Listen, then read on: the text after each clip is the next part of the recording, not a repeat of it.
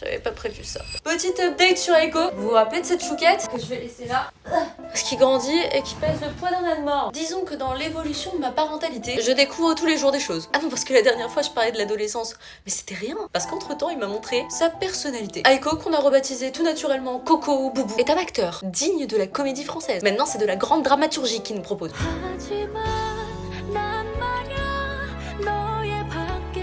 Quand il est content, il est content. Quand il réclame de l'attention, oh là là. Aiko. Et quand il veut quelque chose, il l'a. Du genre, on lui avait interdit de dormir dans le lit.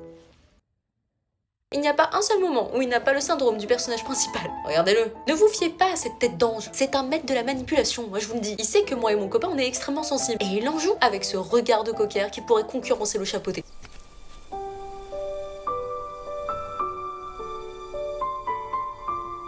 C'est tout bonnement pas du jeu. Voilà, c'est pas du jeu. Sinon, je suis pas psy, mais il est clairement bipolaire. Quand on rentre à la maison, il est extrêmement excité. Puis d'un coup, il se transforme en piranha. Parfois, il peut dormir pendant toute la journée. Et en promenade, il devient zinzin. La preuve, après, on dit souvent que c'est les maîtres qui donnent la personnalité au chien.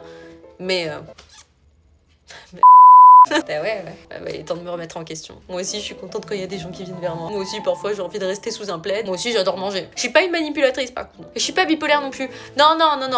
Je vous avoue que finalement, j'ai pas choisi une race de chien pour rien. C'est parce qu'il me correspond totalement. Je pense juste que j'ai adopté le chien parfait pour moi. C'est-à-dire une petite boule d'amour que j'aime malgré ses défauts et qui m'aime malgré mes défauts.